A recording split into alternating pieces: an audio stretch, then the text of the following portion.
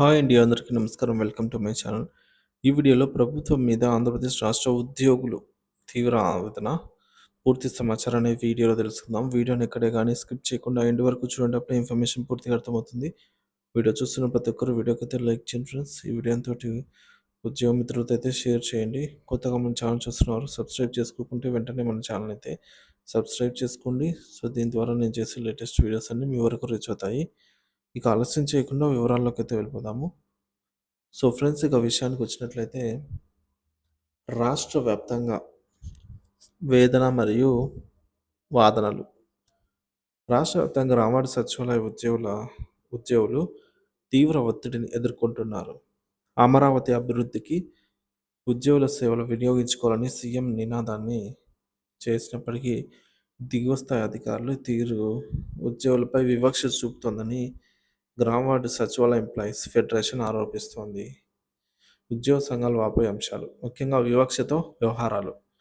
ఉద్యోగులందరినీ సమానంగా చూడకపోవడం, వివక్ష చూపడం ముఖ్యమైన ఆరోపణగా వెలుగులోకి వచ్చాయి.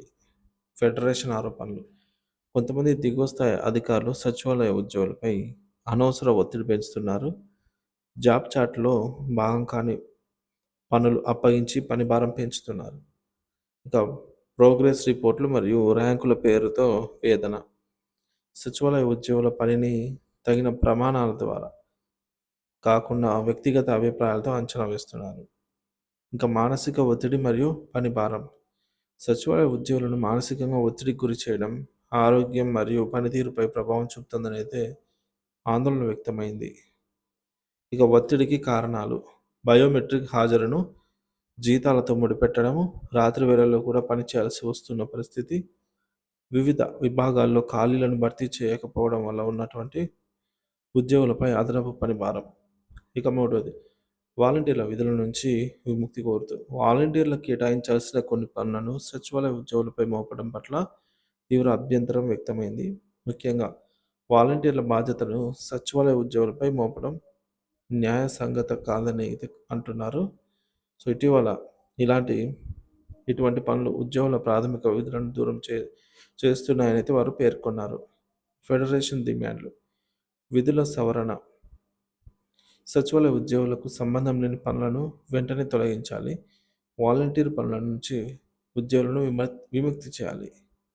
ఇక ఖాళీల భర్తీ, గ్రామ వార్డు సచివాలయాల్లో ఉన్న ఖాళీలను వెంటనే భర్తీ చేయాలి. ఇది మిగిలిన ఉద్యోగులపై ఉన్న పని భారాన్ని తగ్గిస్తుంది. శాఖాపరమైన చర్యలు: క్షేత్రస్థాయి అధికారుల అనుచిత వ్యవహారాలపై శాఖ ఆధారిత విచారణ చేసి తగిన చర్యలు తీసుకోవాలి. సచివాలయ ఉద్యోగుల సమస్యలను సమర్థవంతంగా పరిష్కరించడానికి ప్రత్యేక కమిటీ ఏర్పాటు చేయాలి. అమరావతి అభివృద్ధికి ఉద్యోగుల సేవలు. ఫెడరేషన్ నాయకులు సమావేశంలో అమరావతి అభివృద్ధి కోసం సచివాలయ ఉద్యోగుల సేవలను సమర్థవంతంగా వినియోగించుకోవాలని ప్రభుత్వాన్ని కోరారు. పెట్టుబడి ప్రోత్సాహకాలు, పనితీరు మెరుగుదల కోసం తగిన వాతావరణం అవసరము. ఇక ఉద్యోగుల సంఘాల ఐక్య వేదిక ప్రకటన: ఏపీ జేఏసీ నేతృత్వంలో ఉద్యోగుల సమస్యలను ప్రభుత్వం దృష్టికి తీసుకెళ్తామని ప్రకటించారు. ప్రభుత్వం వాదనలు: ప్రభుత్వంపై వివక్షను నిలిపేయాలి, ఉద్యోగుల సంక్షేమానికి ప్రత్యేక చర్యలు తీసుకోవాలి, ఉద్యోగుల హక్కులకు గౌరవం ఇవ్వాలి. గ్రామ సచివాలయ ఉద్యోగుల సమస్యలపై మీ అభిప్రాయం అండి. సచివాలయ ఉద్యోగుల సమస్యలు మరియు ఫెడరేషన్ డిమాండ్ల గురించి మీ అభిప్రాయం ఏంటో కామెంట్ ద్వారా తెలియజేయండి. Thank you for watching this video.